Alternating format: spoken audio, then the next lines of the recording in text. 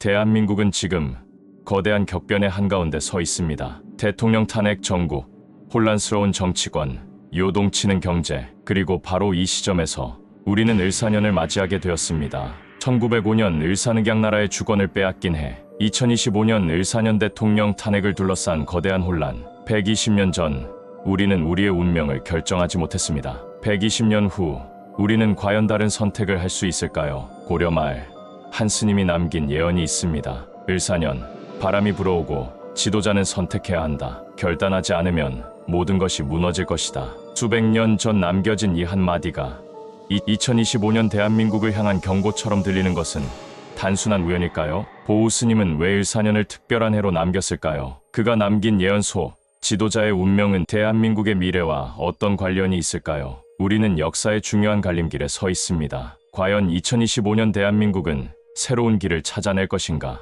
아니면 다시 한번 역사의 어두운 그림자 속으로 빨려 들어갈 것인가? 지금부터 우리는 보우 스님의 예언 속으로 들어가 대한민국이 마주한 거대한 변곡점을 탐구해 보겠습니다. 을사년, 그 지도자는 혼란을 넘어서야 한다. 고려 말 보우 스님은 이 신비로운 예언을 남겼습니다. 그는 단순한 승려가 아니라 시대를 꿰뚫어 본 철학자이자 사상가였습니다. 보우 스님은 1301년 고려가 거센 외세의 압력과 내부 분열에 흔들리던 시기에 태어났습니다. 그가 태어나기 전 그의 어머니는 태양이 자신의 가슴으로 들어오는 꿈을 꾸었다고 합니다. 이 꿈은 후대에 세상을 밝힐 존재가 태어났다는 의미로 해석되었습니다. 어린 시절부터 총명했던 그는 13세에 출가하여 불교 수행을 시작했습니다. 그러나 그의 깨달음은 단순한 종교적 차원을 넘어 국가와 지도자의 운명까지 아우르는 깊은 통찰로 이어졌습니다. 그는 기록에서 이렇게 말했습니다. 어리석은 지도자는 나라를 혼돈으로 이끌고 깨달은 지도자는 나라를 빛으로 인도한다. 이 말은 단순한 불교적 가르침이 아닙니다. 지도자의 선택에 따라 국가의 운명이 결정된다는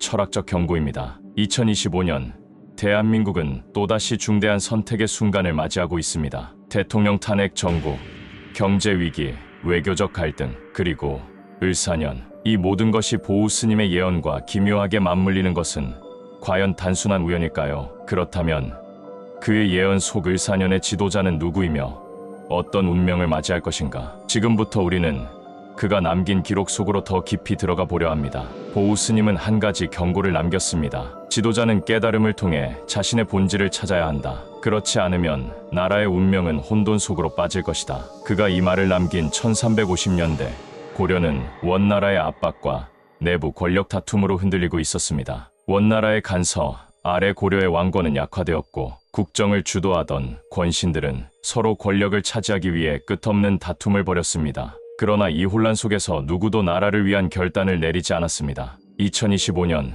대한민국은 어떻습니까? 대통령 탄핵 정국, 국민의 극심한 분열, 요동치는 경제와 외교적 긴장. 과거 고려가 외세의 영향력 속에서 방향을 잃었던 것처럼 지금 대한민국 역시 국제 정세의 흐름 속에서 위태롭게 흔들리고 있습니다. 윤석열 대통령은 결단을 내려야 할 것인가? 아니면 상황을 보면서 수비적으로 대응할 것인가? 만약 윤석열 대통령이 깨달음을 얻었다면 큰 결단을 내릴 것이고, 그렇지 않다면 또 다른 방향을 모색하지 않을까요? 보우 스님은 지도자는 두 개의 얼굴을 가질 것이라고 했습니다. 하나는 백성을 위로하는 얼굴이요, 하나는 백성을 두렵게 하는 얼굴이다. 그 두 얼굴이 합쳐질 때 나라의 운명도 함께 정해질 것이다. 지금 대한민국의 지도자는 어떤 얼굴을 보여주고 있을까요? 정치적 혼란 속에서 국민들을 단결시키려는 지도자인가? 아니면 위기 속에서 권력을 유지하기 위해 국민을 불안하게 만드는 지도자인가? 고려 말에도 이와 비슷한 모습이 있었습니다. 당시 지도자들은 민심을 얻기보다는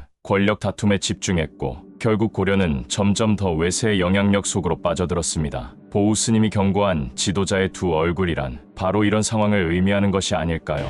윤석열 대통령은 두 개의 얼굴이 합쳐진 모습일까요? 만약 백성을 위로하는 얼굴에 대한 깨달음을 얻었다면 나라의 운명을 결정할 결단을 내릴 수 있을 것입니다. 그는 또 다른 예언에서 이렇게 말했습니다. 바람이 거셀수록 지도자는 중심을 잡아야 한다. 바람에 휘둘리면 모든 것은 무너질 것이다. 여기서 말하는 바람은 무엇일까요? 그것은 국민의 분열, 외부의 압력, 혼란 속에서 흔들리는 권력입니다. 1350년대 고려의 왕들은 원나라의 개입 속에서 흔들렸고, 내부적으로는 권문세족과 개혁파의 싸움이 끊이지 않았습니다. 그리고 지금 대한민국의 정치권 역시 분열되어 있습니다. 대통령 탄핵을 둘러싼 격렬한 대립, 국민들의 극단적인 갈등, 북한과의 군사적 긴장, 강대국들의 압박 속에서 대한민국은 어디로 가야 할까요? 윤석열 대통령이 처한 바람, 야당, 반대파, 언론, 거센 바람은 국제 정세가 아니라 국가 내부에 있음을 명심해야 할 것입니다.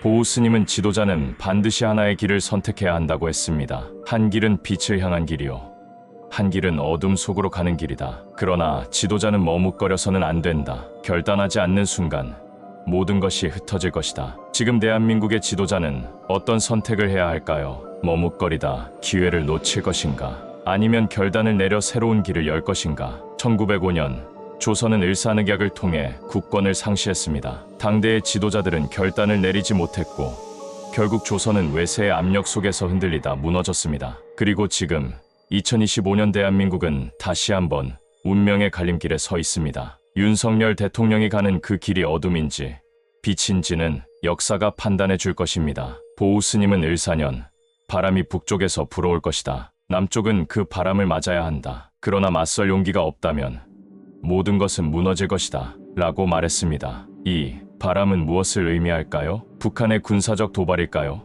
야당의 압박일까요? 또 다른 세력의 공격일까요? 1905년 을사늑약이 체결되기 전에도 조선은 강대국들 사이에서 방향을 잡지 못했습니다. 일본과 러시아, 그리고 청나라 사이에서 우물쭈물하는 사이, 결국 나라의 주권을 빼앗겼습니다. 2025년 대한민국 역시 미중 패권 경쟁 속에서 전략적 선택을 해야 하는 상황입니다. 대한민국은 이 바람을 피할 것인가, 맞설 것인가? 그러나 보우 스님은 단순히 외부의 위험만을 경고한 것이 아니었습니다. 그는 국민의 마음을 더욱 중요하게 보았습니다. 백성의 마음이 지도자를 떠나게 되면 그 순간 나라의 운명도 멀어진다. 과연 지금 대한민국의 민심은 어디로 향하고 있을까요? 탄핵 정국 속에서 대한민국은 깊이 갈라져 있습니다. 1350년대 고려 말에도 이와 같은 분열이 있었습니다. 원나라의 영향력 아래 개혁을 원하는 세력과 기득권을 유지하려는 세력이 충돌했습니다. 백성들은 혼란 속에서 방향을 잃었고 결국 고려는 무너지고 조선이 등장하게 됩니다. 2025년 대한민국도 새로운 전환점을 맞이할 것인가?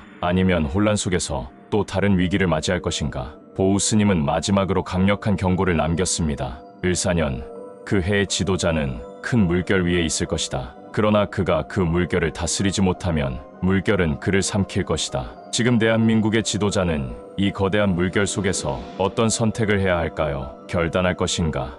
떠밀려갈 것인가? 이제 선택의 순간이 다가오고 있습니다. 보우 스님은 또 이렇게 말했습니다. 바람이 거세질수록 뿌리는 깊어야 한다.